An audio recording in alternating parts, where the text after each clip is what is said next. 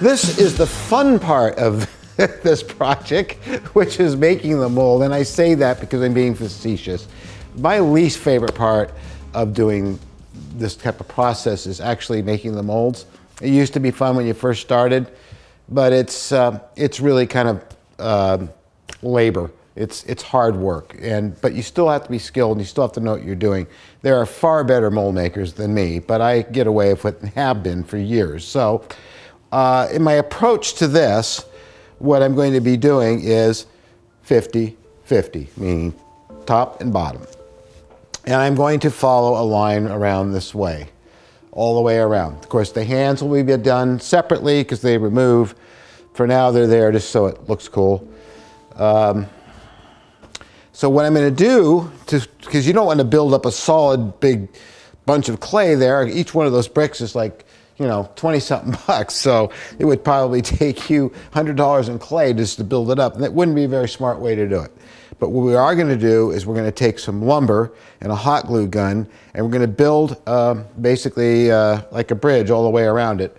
And then put the clay, the slices of clay on that. So the first thing we're going to do is go over to the wood pile, get some wood, and start figuring out what's necessary after I plug in the hot glue gun. So what I've done here is I've taken, and we keep all wood. Whenever we break up sets or something, we keep all these little pieces. And I've taken them along here and I've marked these pieces of wood to be about a certain height that will be just below the seam line I want to make. Now I'm going to take the wood over here. This is a slow process, and I'll show you a little bit of this, but once you see it, you'll get the idea. As soon as I turn on the power strip, there. Okay, so we're going to cut this.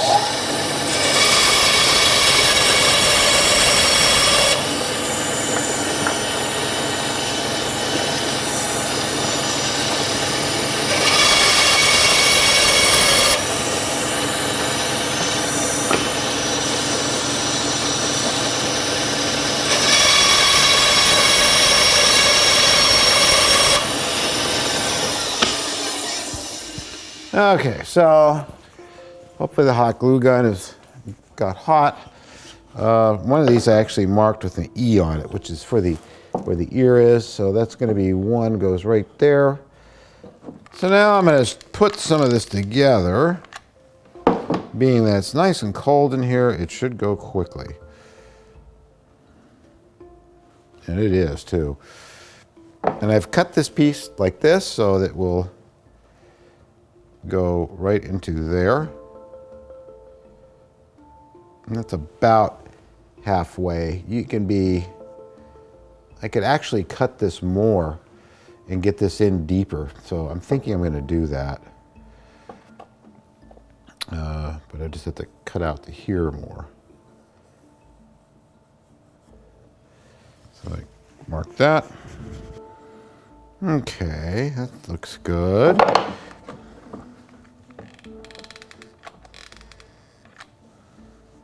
We used to do this all the time in the studios, which is where I learned it from, obviously. Hot glue, scrap wood.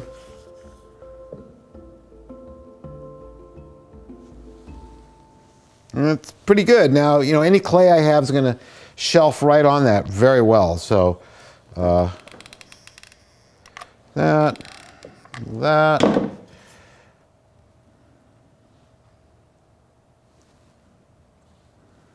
There we go. So what I've done here is I've got this piece of paper I cut out, which just fits right in there the way it should. But of course the wood's not wide enough, so I've taken a couple of pieces here, and I'm just going to kind of glue them together like so.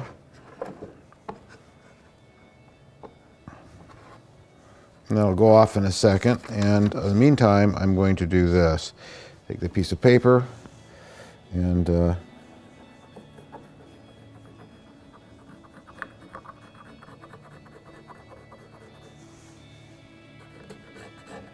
I'm going to put this on the bandsaw and cut it out. Okay, well that kind of fits, but I need to actually cut some off of this because it's a little too long. So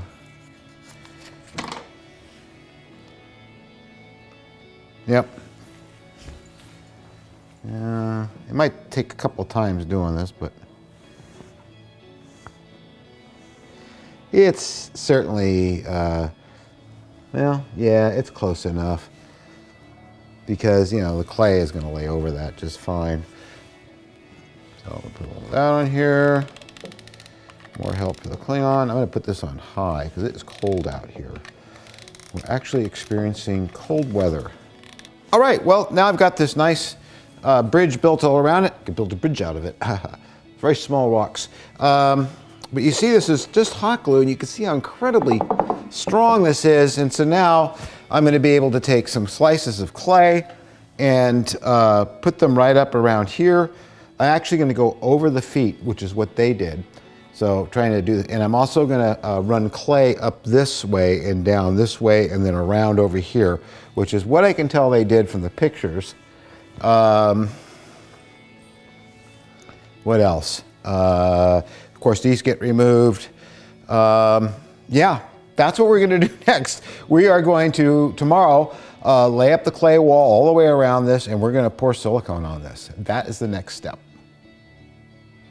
As promised, here we are back at the molding part.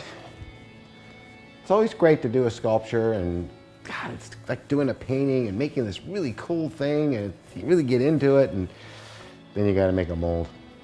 So, the pieces of wood there are so we can do this. It keeps it an even thickness, pretty much, like that. And now I need my long knife. And I'm going to slice it like so. Okay. And then I'm going to pick a spot that looks good and get going. I'm going to take that and I'm going to push that right up against the edge. I need to bend it a little bit more. There we go.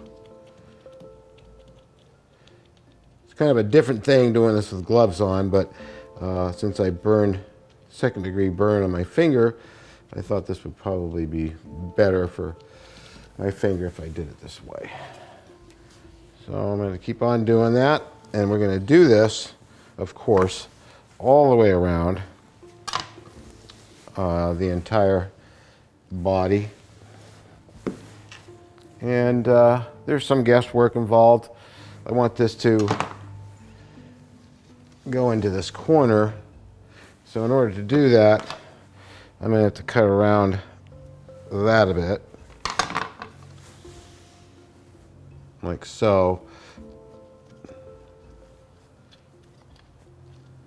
And it's putting it up the seam line a little higher than I want it to be. But I suppose that's probably okay because we're going to shave off the seam line. And because it's silicone, we can't have any undercuts, so. And it doesn't need to be that clean because the actual model or puppet from, I don't know if you call this a model or a puppet from 2001, was not very clean. And that's, we want this to be as much like the original as possible. So,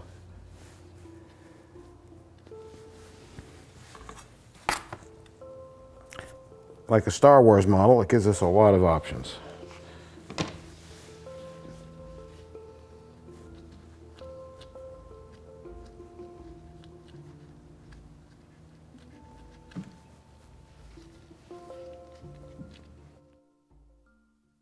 Yeah, the nice thing about silicone is it's a flexible material, so you don't have to worry about undercuts,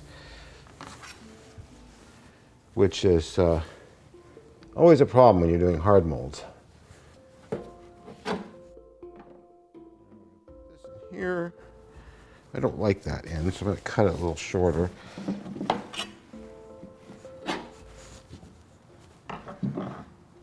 Okay, this way.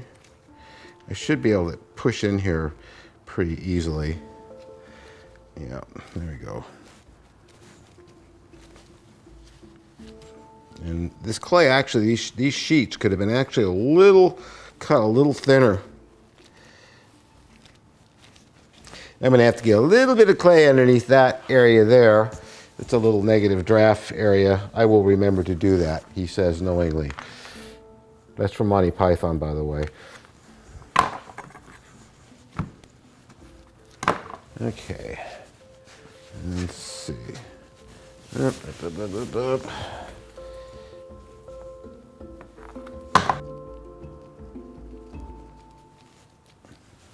Okay, I'm going to taste this waste clay here, stick it under here, same thing.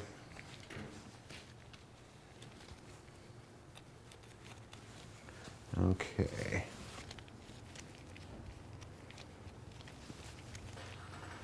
Easy mold, but large. I mean, relatively large. I mean, I've done molds so big for the movies that this really isn't a huge deal.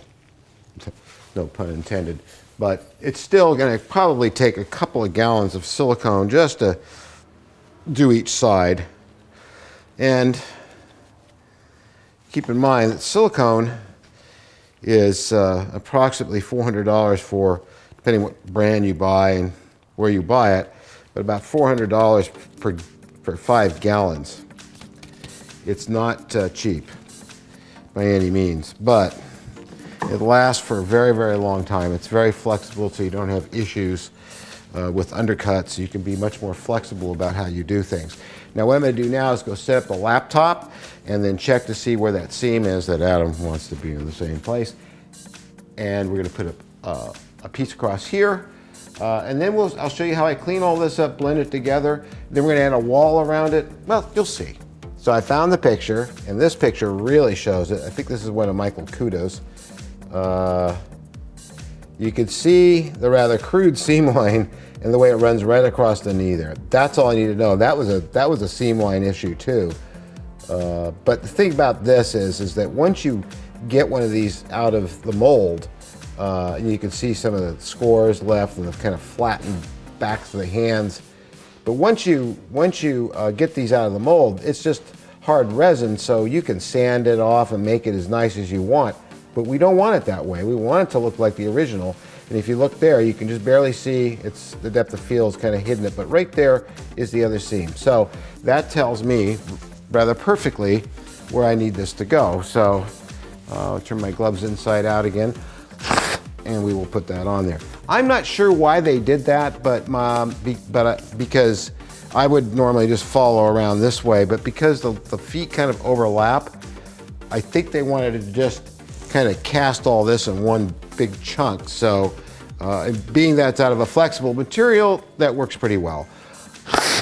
So I'm going to try to replicate that seam there. I can't see where the other seams are that well, and I still don't know if they cast the arms separately, but logically they would have had to, because there's all this, you'd have to go all the way around, and they would have to have some kind of clay lay up in here. It's much easier to do it that way. Have separate pieces, just like any model kit. Put them on, blend them in with a bit of putty, and hey, you're done. Bob's your uncle. Fanny's your aunt. So here we go. We're going to do this. And after we get this done, then we'll show the cleanup part. So looking at that, it's like right there. So right about there. This will make Adam very happy because he wants it to be really as much like the original as possible. And if you think about it, if you wanted a replica of anything, the Maltese Falcon, which I happen to have from Adam, and or Michelangelo, or a painting, by Leonardo da Vinci, you wouldn't want it to be modernized and improved. You want it to be as much like the authentic, real thing as possible. Now, this might be difficult to explain to people who don't really care about that stuff, and they might think less of your sculpting and finishing abilities, but these aren't made for them. These are made for people who do get that. And it's about right there. So I'm going to kind of pat that in. I got a little overzealous, but I can still get that to fit just right. Right across there. And that's pretty much what they had. Now, of course, I'm going to have to keep this from falling, so we will take some more clay, stick it up under here. That ought to really do it. So now we have the clay all the way around. It's pretty stable. None of it wants to fall down. And then I can take the gloves off because I will need to do that in order to get this to work right. But I have to go in and start tightening all of this up and blending off. So you have to keep in mind, this is not oil-based clay, so if you don't want it to crack up before you get your mold on, you need to keep spritzing it from time to time so the water soaks in and keeps it moist. So now what I'm going to do is take my favorite tool in the whole world, and I'm going to try to, I probably should put a little more clay underneath that shelf there because it wants to dip down.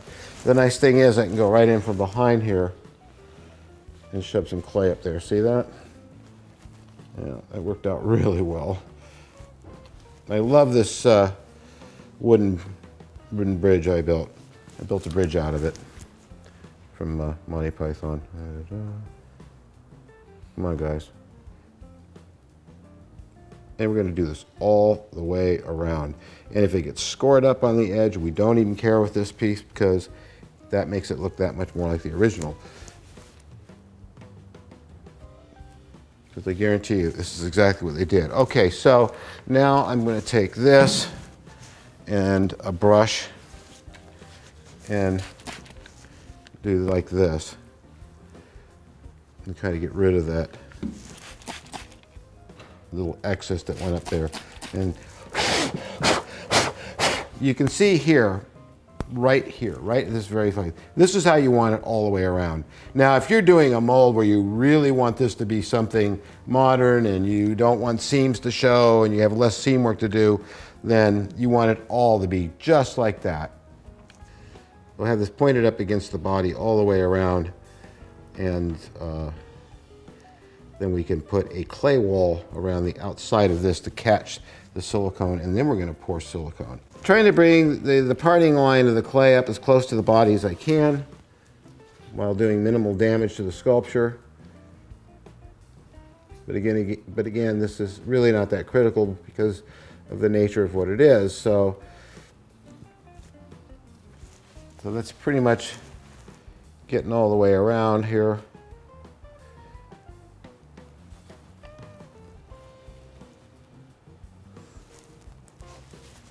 I'm going to go in here. What's great about the popsicle sticks is they're wood. They do less damage to the sculpture than a metal tool would do. And you can cut them with a pair of scissors into any shape you want so you can get into places like that.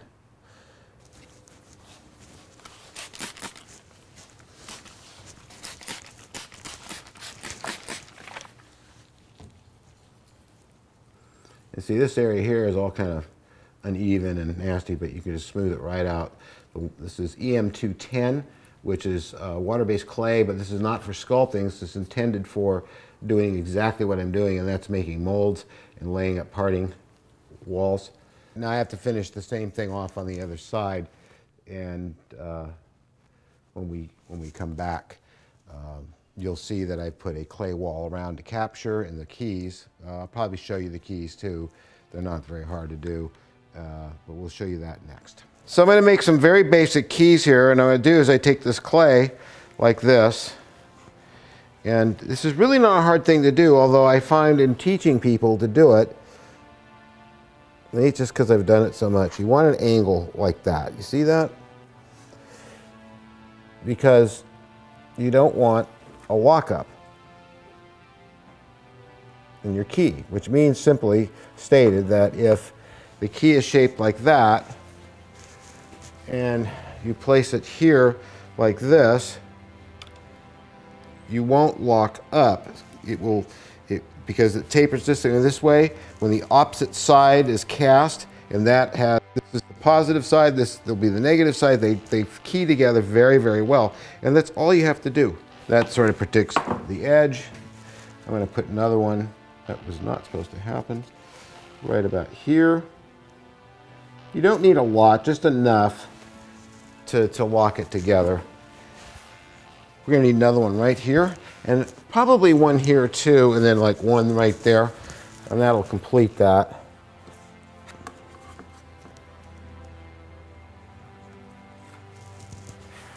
So you didn't know it took all this effort to make one simple little mold, did you? That is not what I wanted to have happen. This one will go right here. Still a bit on the fat side, but I think it'll be all right. That one there, and let's see, I wanted one there, one there. Yes, one right there. There. So that gives us all our keys, and so I'm going to blend these keys in the same way I blended these edges. And once that's done, then I'm going to put a wall to capture the runoff silicone, and then we're ready to put our silicone actually on, and that's the real fun part. So here we go. Here's that capture wall I talked about, and basically what we need this for is so that we don't have a bunch of silicone. We don't have to stand here all day and keep slopping up silicone to this area here.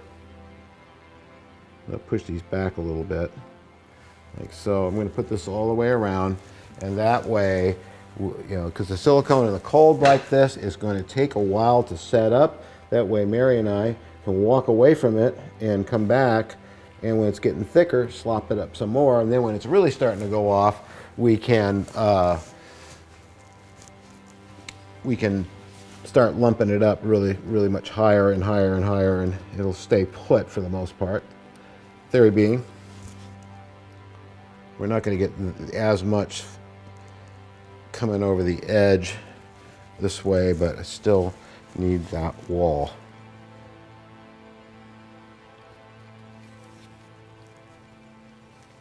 Mary's watching this going, this is going to be so much better than when we made her mold, because we stood around slopping stuff up because I forgot to put a wall on it or even tell them that that was a good thing to do. Nope. Yes, yes, yes, yes, yes, yes.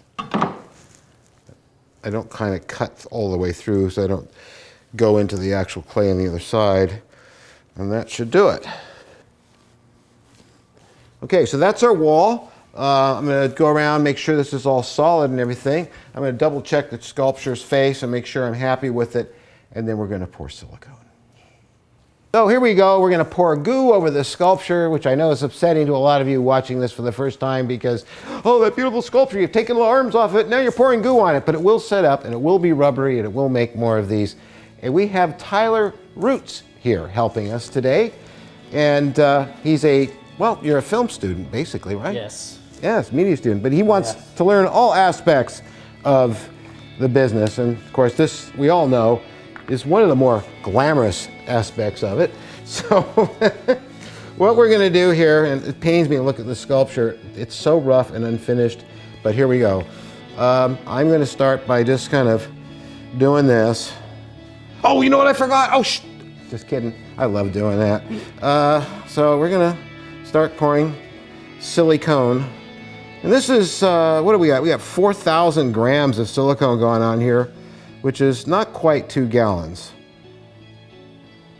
Last I checked, 2 gallons of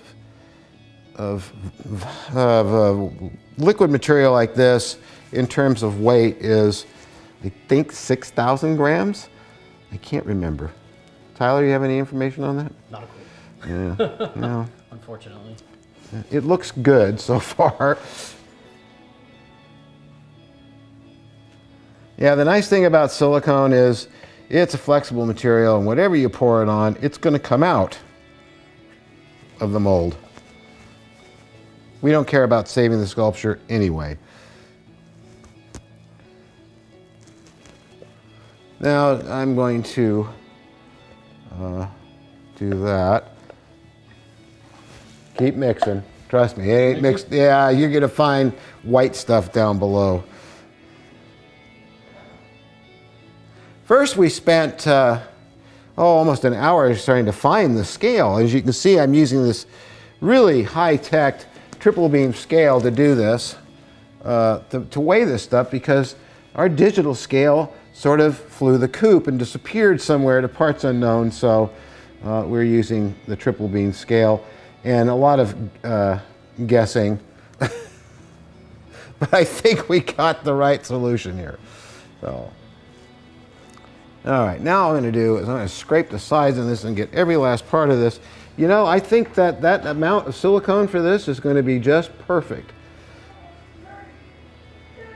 Now, you see, we have done molds before like this that I think you've watched, and you've watched how it would run off the edges of the table because Genius here forgot to put the clay walls up. And you can see how effective this is at keeping the silicone where it's supposed to be. So now we're watching the clock up there because we know we're going to be doing this for the next hour till our arms hurt and we moan and scream and complain.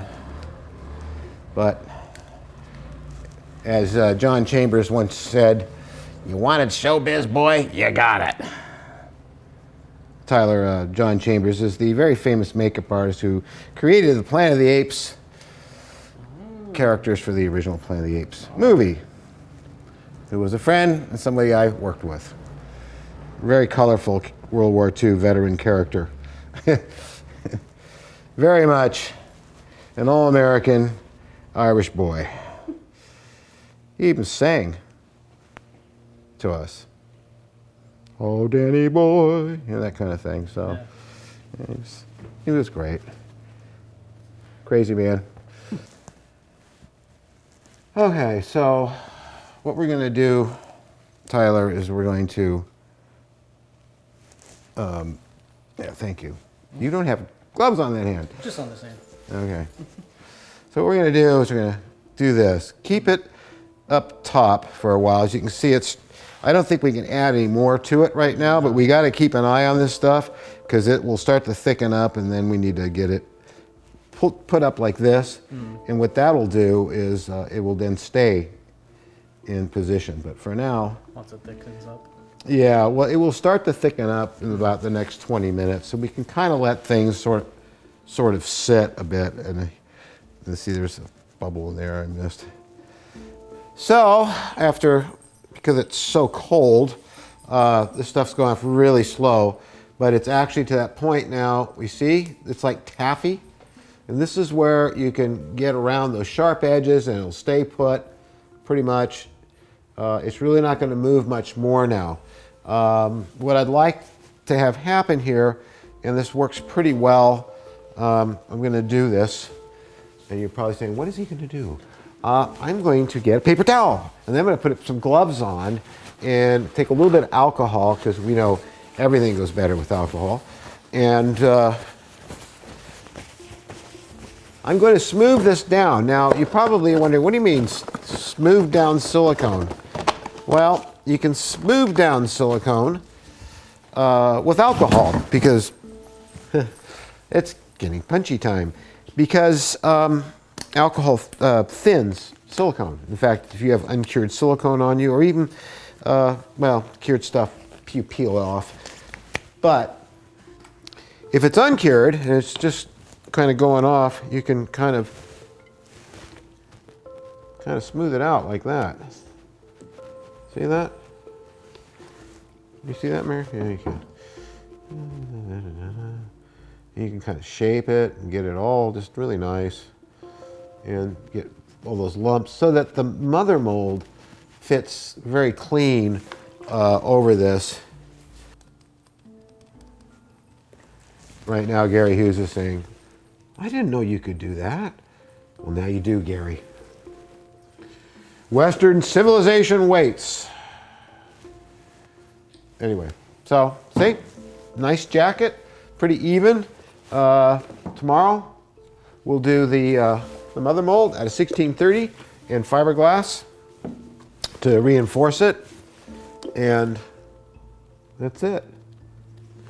We do the other side. Same thing, same process, and yes, I'll show it to you so you can see about the Vaseline and all that, but basically we do the same thing, and it goes much faster because you don't have to make another parting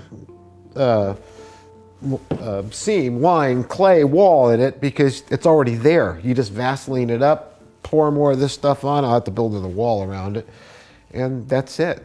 So, and then we'll move on to the hands, but let's get the second side done first. It's been a very long, tiring day doing this. It always is, but this is the prize right here, this mold.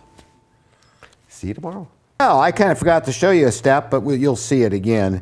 I mixed up 1630 by BJB, which is a 2-part polyurethane like you make garage kits out of, except this stuff has a filler in it, and it also goes off in 15 minutes. So you have more working time with it. And rather than use fiberglass or heavy stone, you know, like an Egyptian product, Ultracal 30 or dental stone or anything like that, we use this because it's lightweight and you can do this with it. Put fiberglass mat in it and soak it all in, and it becomes very, very strong. So you have to put a coat down first, like so. And I kind of pre-did this so I could shredded it up. Works better when it's shredded up like that. What you don't want is big clumps like this. You want to kind of do this because it makes it soak up the material better. We'll see how good I am at getting this all on before the stuff kicks off, because you got to also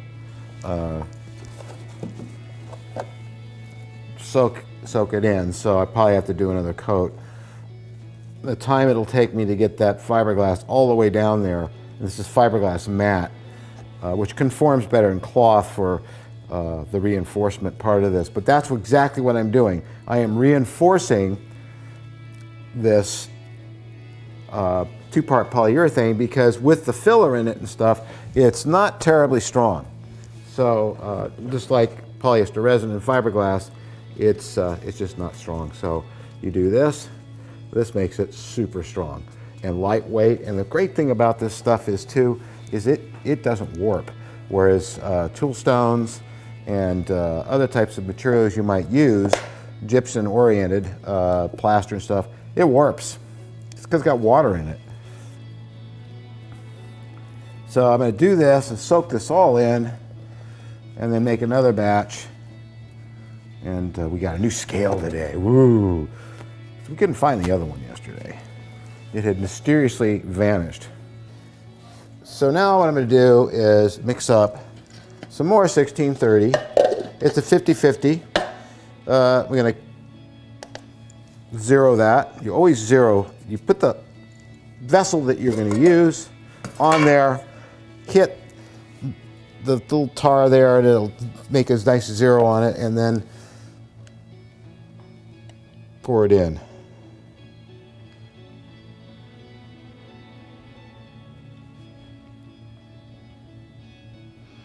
That's 338. 380, which you see how it's all dripping all over the place? I hate this stuff for that.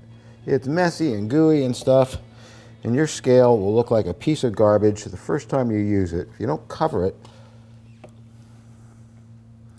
54, I'm trying to get 150 exactly, because then I don't have to use a milk carton. Close enough. 51, and then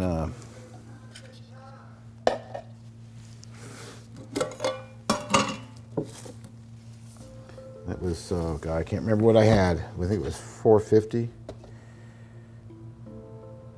No, 350. You don't want to make mistakes like that.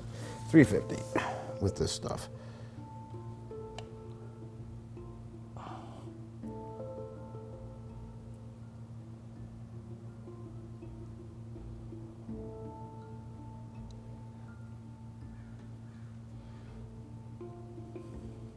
There we go.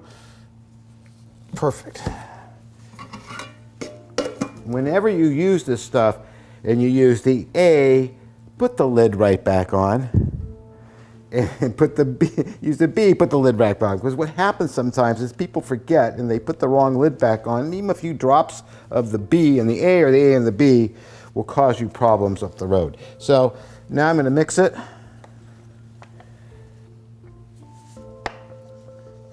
I'm going to use a brush here to get the most of it out. These are disposable brushes, which are cheap to buy online. Don't buy them in the stores because you're just going to waste them. That's why they're called disposable brushes. Where do we get them?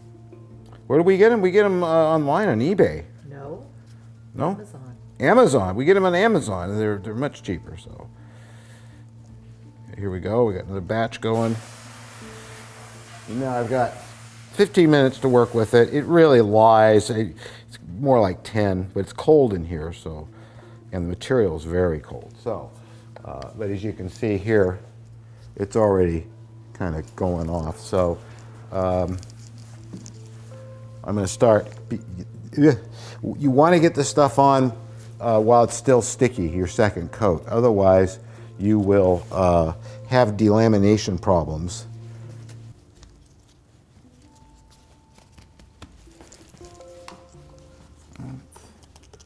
Definitely the cold is helping because it's setting up a lot slower. You can see it's starting to get pretty thick. The reason this plastic bag is a plastic red tablecloth is all around the base is so that the clay, which is on the other side, exposed to the air, doesn't dry out and crack the sculpture itself. So that's why that's around there. Was able to sit out last night because it's sealed in the silicone, but the back was not. You have to think of these things, or when you flip over your sculpture, you'll see all these cracks and things, and you have to fix it and add more clay and get it wet again, and that's going to slow you down and mess up your sculpture.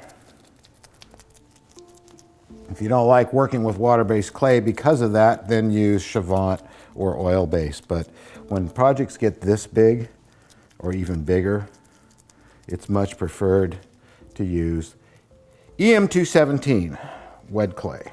So another batch, and this should do it. I know it seems thin, but it really isn't. Well, it is, but it's not weak.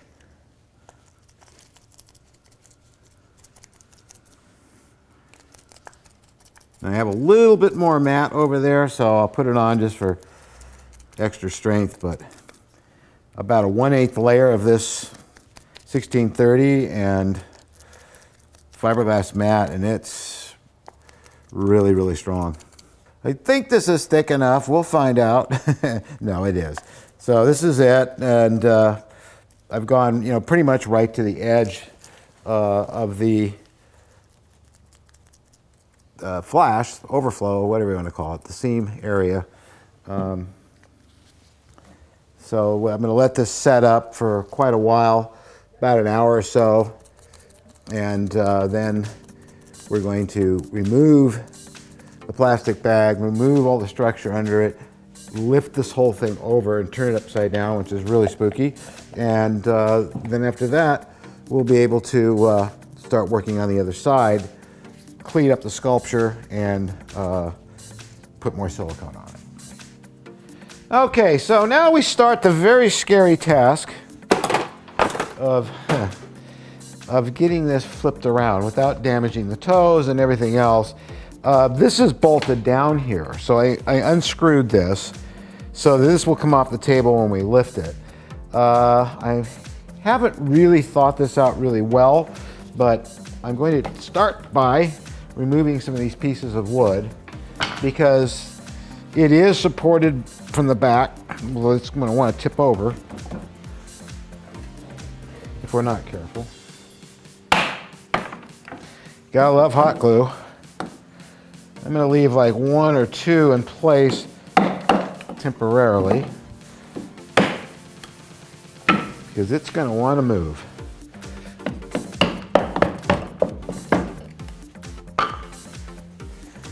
This is scary. Now, this should be about 30 pounds, so it's not really terrible. We gotta keep our eye on it though. Oh, you see that settle? Okay, so we might wanna get our hands, you might wanna hold it here and here, make sure it doesn't do anything. If you can get around it somehow. I'm gonna take this, yeah, maybe go around this side and do it, because this all could be very bad. Because this, remember, is not screwed down. Not anymore. Drum roll, here we go with this one.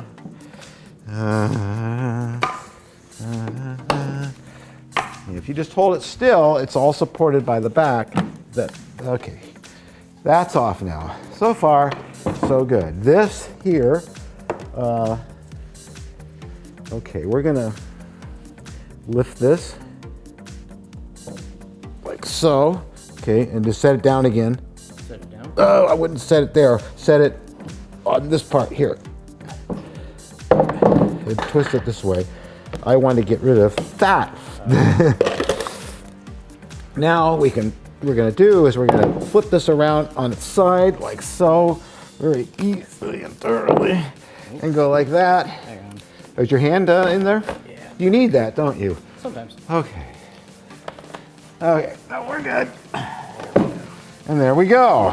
Nicely done. Now we're gonna take some of these blocks of wood and put them under here to stabilize it. There we go. Whew. You might want to put the blocks all around, and we're gonna remove all of this stuff here.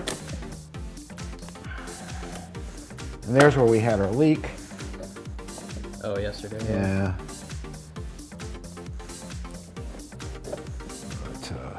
You know. So now what we have to do is we have to remove the clay, and we should have a bag standing by or something to do that. I'll start with and in a second here, for those of you unfamiliar with the process of molding, you'll understand what the heck we're doing the minute we get this clay off.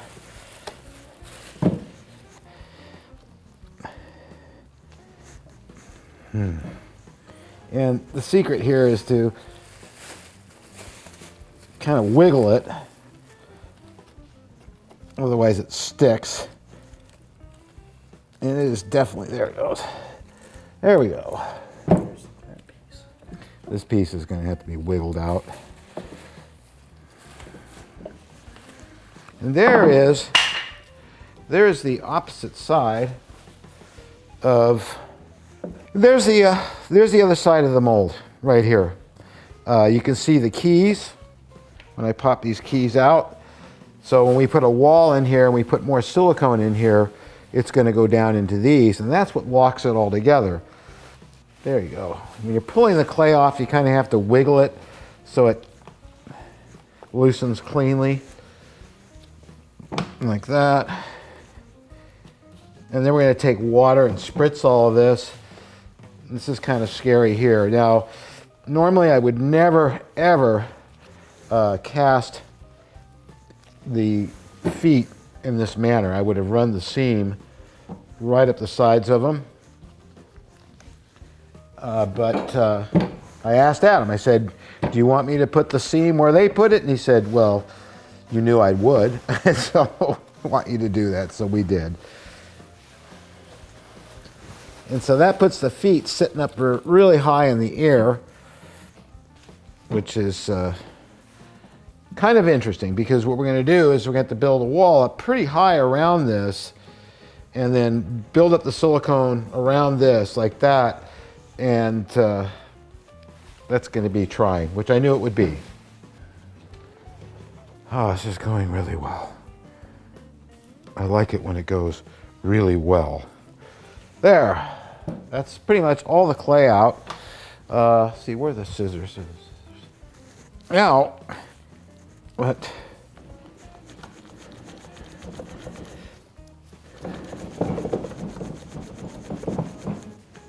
This doesn't turn, so I'm not sure what, it's supposed to turn. We have to have that out of there. Where's the channel locks? Now, finally, I can sculpt the back side of this. And to my amazement, it really looks good. So we got the pull out, came out really easy. We're all laughing. Where did it go? Oh, never mind. Oh, here it is. Yeah. Small detail. This is supposed to turn, see? And of course, this is, I guess it's iron and a combination of other things, and the moisture rusted it. So anyway, it was very interesting what we were doing. So now we got it out. It's fine. Now I can actually sculpt this the way Liz has it. And so I'm putting this little indentation down the back. We have to move very quickly because we want to get this silicone on here before everything dries out and the weekend's upon us. So luckily it's just a back, which I've said several times, who's going to see it? So, but I did notice we got something pretty hard there, so I'm going to get a chisel here. That is the armature, which in some ways is very difficult to predict when you're sculpting something like this. But you can always get rid of it, the parts you don't want, so that's what we're doing. Getting rid of that. That's foam right there. That's what's left of the original armature shape. Pink foam, the breakfast of champions. You don't want that in there either. We'll just get that out. You see, that looks all really horrible and bad, but then with the marvels of modern science, we'll just fix that right up. Modern science, yeah, clay like this has been around for how many hundreds of years? There we go. See? Right as rain. And now I can take this and get it nice and smooth. And in a matter of minutes here, there's another piece of it right there that's really going to bother me. So chisel, hammer, very much like being a surgeon.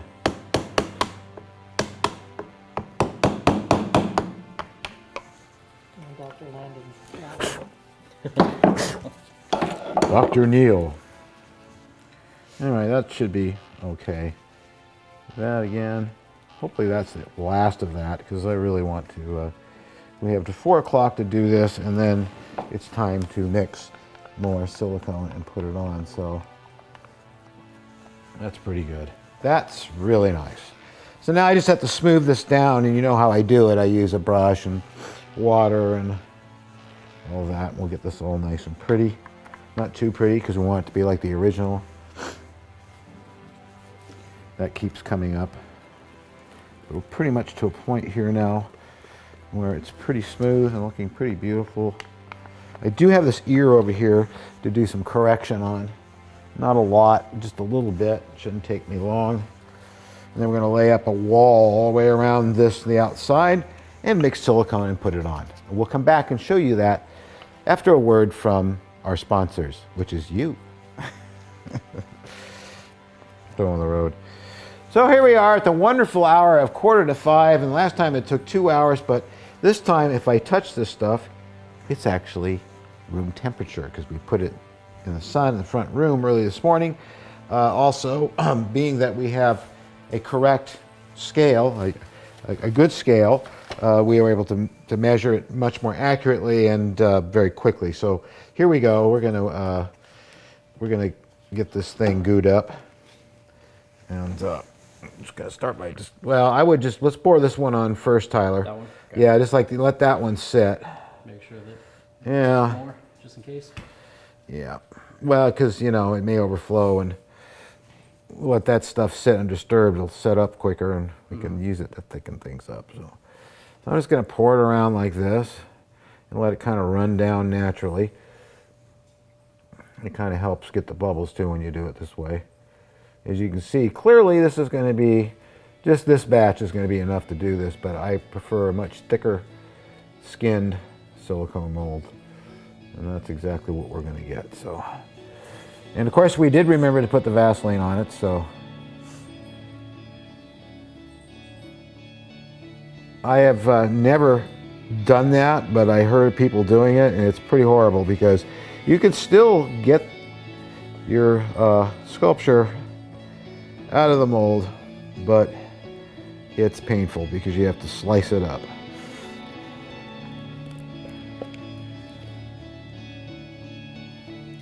So it's the same old story with this. We're going to be doing this for a while and brushing it back up. And because Adam wanted me to have put the seam line in the same place as the original, you see we had to make this rather interesting collection trough, which was Tyler's idea, and a good one too, because we clamped some clamps down there and some wood, and so because we had to fill this up to about here, and when it gets thick, keep building it up so it's thick enough. But looks like we got some good coverage here, so we're good to go. Avoid that ear at all costs because it's soft. Just kind of stay away from the ear. So this is looking really good. I see some white swirls in there, but to where it didn't get mixed all the way, but that never matters. It's hard to get this stuff thoroughly mixed. But if we kind of brush it around like that, it'll be all right. So that's what we're doing, and when we come back, you'll see it all thickened up and built up just like yesterday, and then of course tomorrow we'll do another mother mold on that side, and the mold is done. We're rolling, and we are doing the mother mold for the now set up second side of the starchild mold, and this is the end of the line on this, doing this mold. Although we are going to open it on Monday, we're going to leave it sit over the weekend.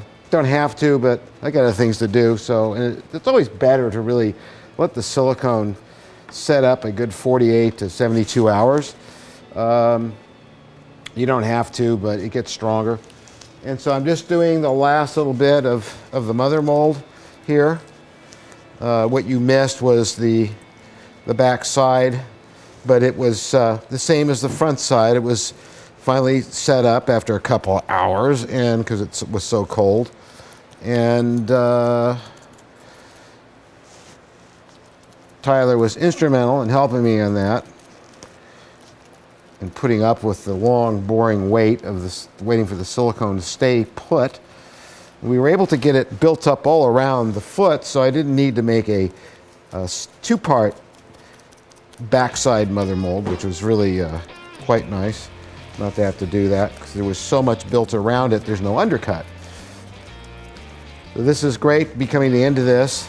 Later today I'm going to start Tyler on his very first mold lesson, molding up the, claying up the hands to make a mold, which will probably finish off on Monday.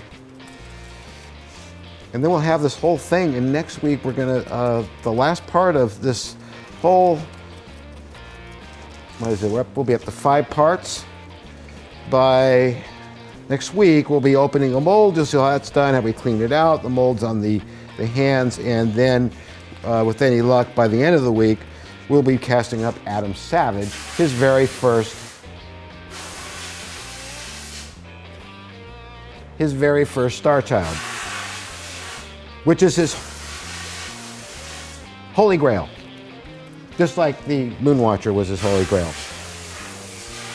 Evidently he has a lot of holy grails, so we're happy to help with that. And I'm gonna make one for me too, just for the heck of it. And we're gonna see who does a better job, because he's all excited about painting it. I think he wants to paint it the way the actual one was painted, which was a brush and some latex paint, which you can see when you look at the original up close. And in addition to that, of course, he's going to put stepper motors in for the eyes. I'm just going to use an old radio control unit and some servos, which is not what they had back then. 1968, or earlier actually, radio control was really not there yet.